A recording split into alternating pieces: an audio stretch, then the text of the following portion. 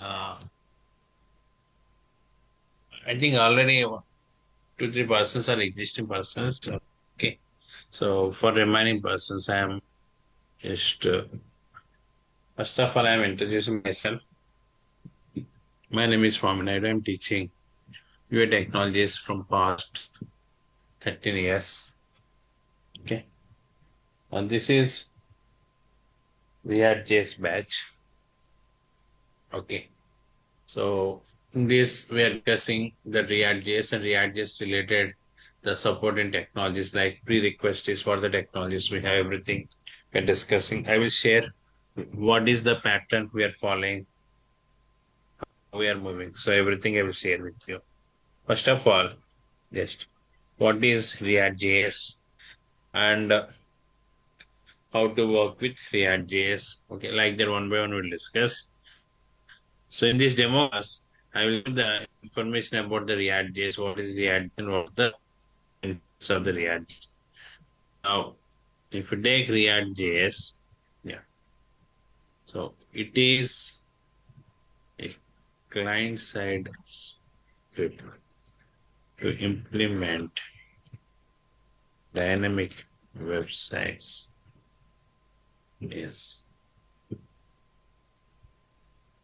So React is nothing but a client-side script, and we are using this React.js for what? To implement the dynamic websites. So what the reason? To implement dynamic websites. In that point of view, we are in this React.js. Yes. What is client-side script? What is not script? That I will share with you. And it is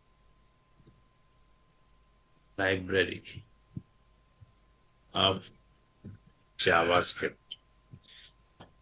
So JavaScript is okay. Old client-side technology means it is the traditional client-side technology. To work with the JavaScript, different types of frameworks and libraries are introduced. So those are nothing but React, Angular, Vue.js, etc. Okay. And if you observe this React.js, it is a client-side script to implement dynamic websites. Okay. To implement the dynamic websites, we are using this one. It is a library of JavaScript. Okay. So first of all, what is client-side script? To take any websites, yeah. To work with the websites, we have two types of scriptings. Okay. So first of all, in website, we have design phase and next one coding phase.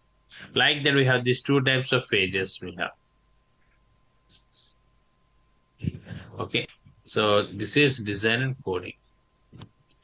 In design phase, we are creating user interfaces.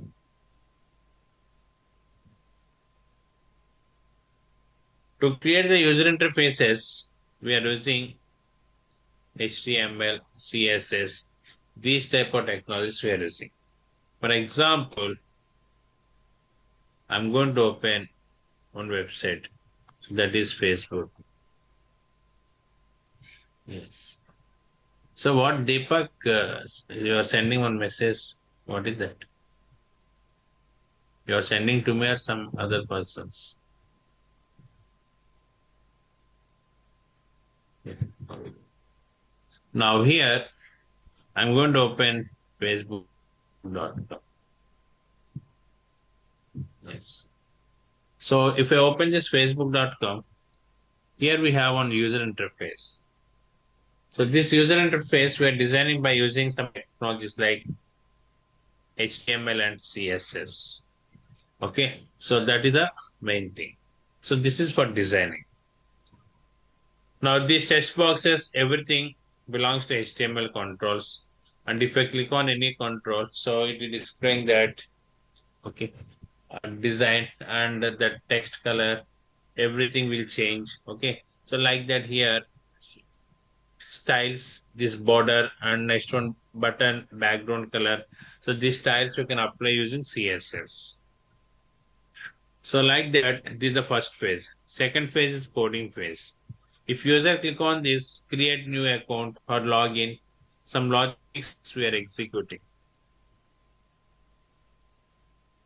Yes. So here we have two types of logics. One is, yeah, first of all, to implement logics. The first one is client side logics. Second one is server side.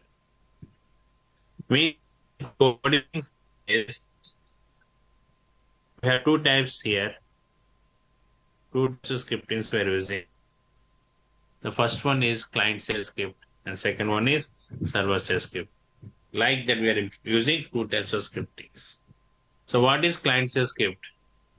The script which executes in browser.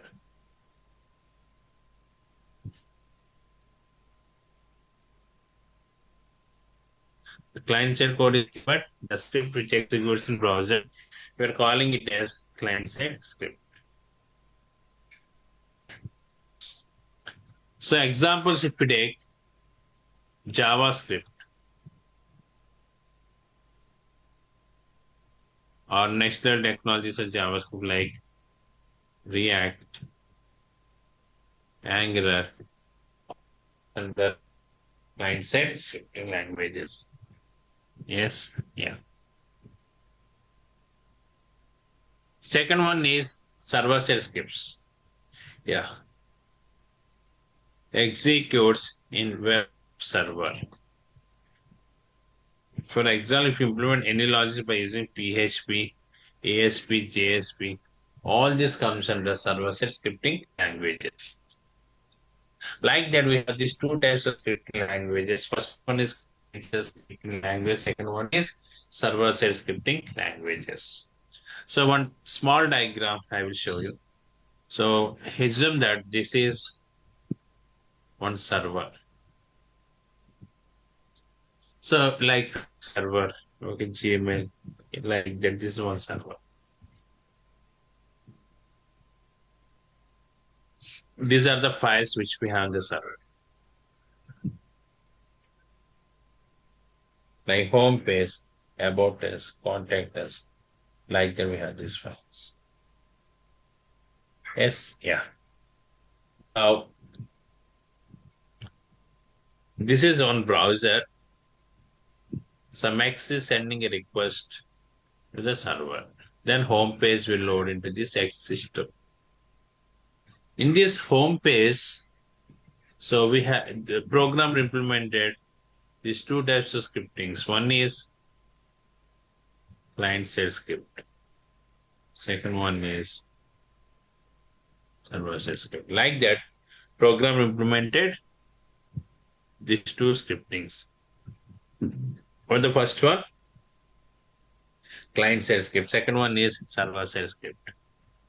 Now, here at the time of download this web page to the browser, the original client side script is downloaded into the client system. So the original client side script is downloading into the client system. You understanding this? Yeah. So what are the logics the programmer implemented in the website using JavaScript or React, Angular, etc. Those logics first downloading into the client system, and with the help of browser, okay, with the help of browser, these logics execute in the client system. That is the main point of this. With the help of browser, these logics execute in the client system. Server-side script is not like that. So it executes in the web server only. Here only it executes. That server-side script executes here. Only result is downloading in the client system. So that is the main difference between client side and server side. Is it clear? So where client side script executes in the browser and server side script executes in web server. See, this is Facebook website. Okay. Right click on this. Inspect or just right click view page. Now you can see here enter script. So what is the script they use in client-side point like HTML, CSS, JavaScript? Everything is downloaded in my browser and executed in my browser. That's the concept. Everything is downloaded in my browser and it is executed here. So like that, client-side script, if you take, the script executes where? In browser. And server-side script executes web server. So that is the main concept of this. Is it clear? Yes. What is React.js? React.js is a client-side script. Okay, in website development, we are using this React.js to work with the client-side functionalities. To work with the client-side functionalities. So, what are the client-side functionalities we have? That is the main point. Means what we can do with client-side scripting languages. You got it. So, what we can do with the client-side scripting languages. So, that is the main concept now. Yes. So if you take this client-side scripting languages, so first point is to apply dynamic functionalities on HTML controls. Yes. Why we are using? The first point is to apply the dynamic functionalities on the HTML controls. See, in this Facebook website,